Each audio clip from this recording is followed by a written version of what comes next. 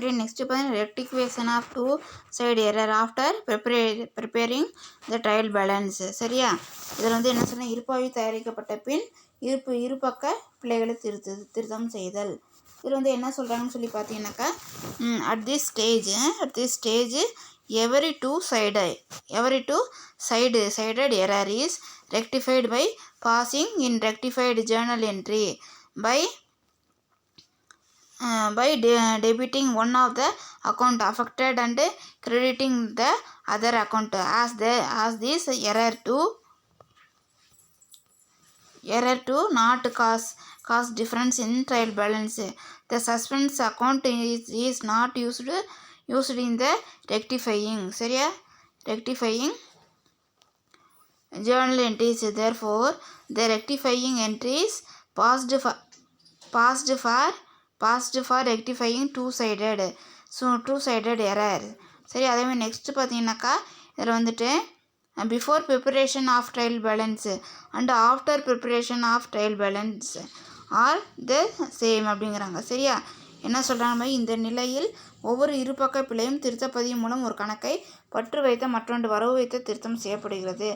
இந்த நிலையில் வந்து என்ன பண்ணுறாங்க, ரெண்டு பக்கம் வந்து என்ன இருக்குது, எரர் வந்திருந்தாக்கா ஒன்று டெபிட் சைடு ஒன்று கிரெடிட் சைடு, ரெண்டு பக்கமே வந்து எரர் வந்திருக்குன்னா ரெண்டு பக்கத்தையும் வந்து என்ன பண்ணுறாங்க, அவங்க வந்து ரெக்டிஃபை பண்ணுறாங்க. இப்பிழைகள் இருப்பாய்வின் சமன்படுத்துதலை பாதிக்காததால் குறிப்பேட்டு பதிவுகளில் அனாமத்து கணக்கு பயன்படுத்தப்படுவதில்லை.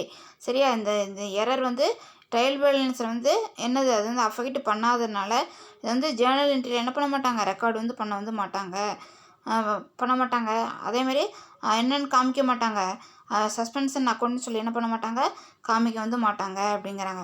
அதேமாதிரி ஆகவே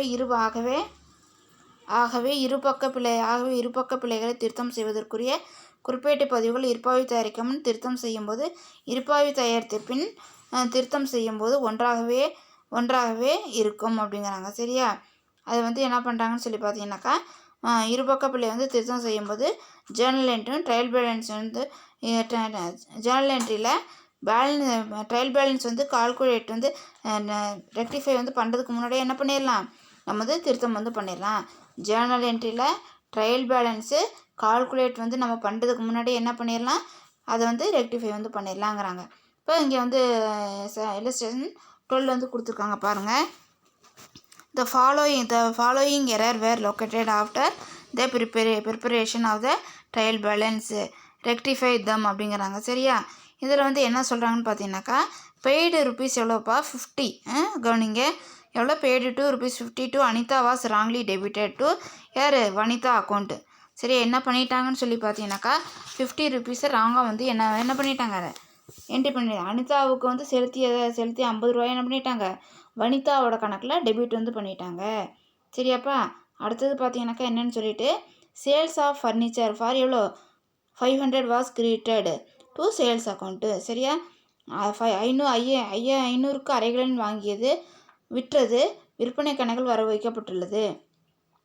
500க்கு சேல் பண்ணியிருக்காங்க, அதாவது சேல்ஸ் புக்கில் என்ன பண்ணிட்டாங்க, டெபிட் வச்சுட்டாங்க. சரியா, டெபிட் பண்ணிட்டாங்க.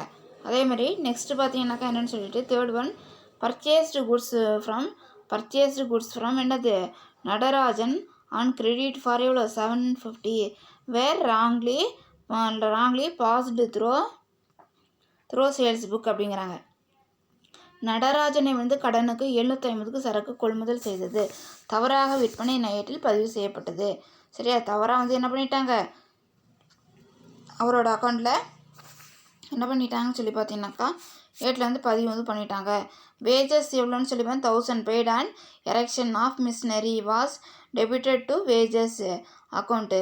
இயந்திரம் நிறுவுவதற்கு செலுத்திய கூலி 1000 கூலி கணக்கில் பற்று வைக்கப்பட்டுள்ளது. சரியா, இயந்திரத்தை என்ன பண்ணுறாங்க, நிறுவுறதுக்கு உண்டான கூலி கூலி கணக்கில் என்ன பண்ணியிருக்கோம் 1000 ரூபாய் என்ன பண்ணிட்டாங்க பற்று வச்சுட்டாங்க அப்படிங்கிறாங்க. இப்போ என்ன நரேஷன் சொல்லி பார்த்தீங்கன்னாக்கா என்ன ஜேர்னல் என்ட்ரி போட்டு நம்ம என்ன பண்ணணும், ரெக்டிஃபிகேஷன் என்ட்ரி போட்டு அதுக்கு நரேஷன் கொடுக்கணும்.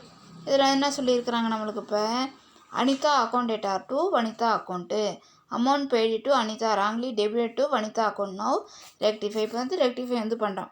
சரியா, Anitha account debtor to Vanitha account எவ்வளோ அமௌண்ட்டு 50 ருபீஸ்.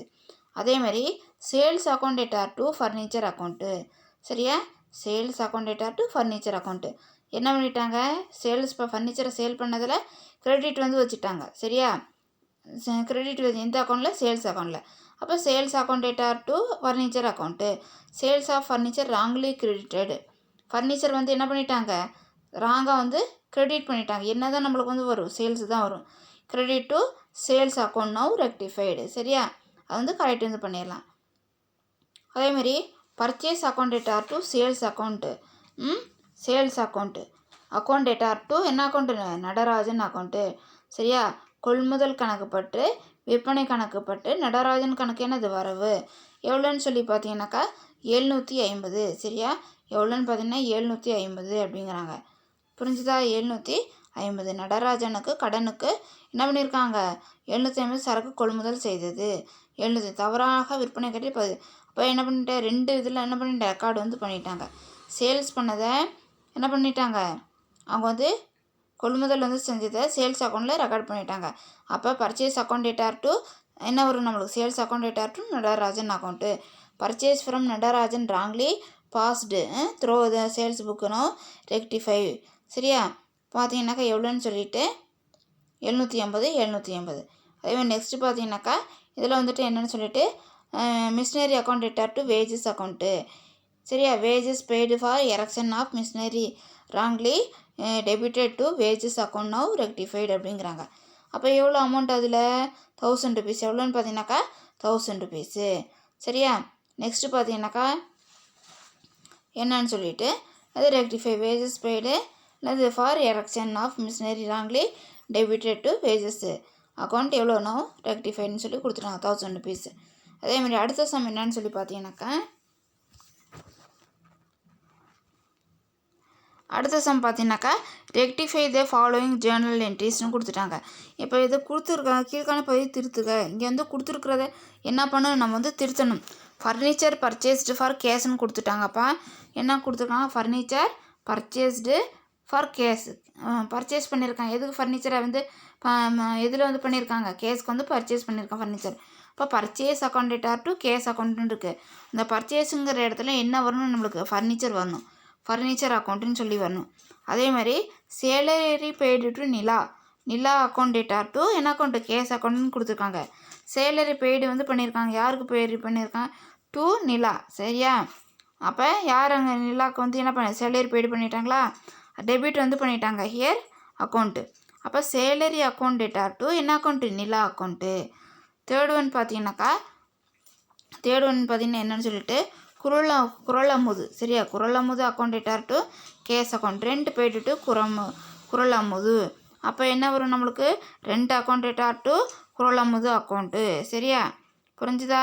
அதே மாதிரி ஃபோர்த் ஒன் பார்த்தீங்கன்னாக்கா cash account data to sales account. Furniture sold for கேஸ்ன்னு சொல்லி கொடுத்துட்டாங்க. சரியா, புரிஞ்சுதா. அப்போ நம்மளுக்கு என்ன வரும், சோல்டு ஃபார் கேஸுங்கும்போது ஃபர்னிச்சருங்கும்போது என்ன வரும், சேல்ஸ் அக்கௌண்ட் டேட்டா டு என்ன account, furniture account. Furniture sold for cash wrongly credited to என்னது, சேல்ஸ் அக்கௌண்ட்டு ரெக்டிஃபைடு அப்படின்னு சொல்லி கொடுக்குறாங்க. சரியா, அதே மாதிரி நெக்ஸ்ட்டு பார்த்தீங்கன்னாக்கா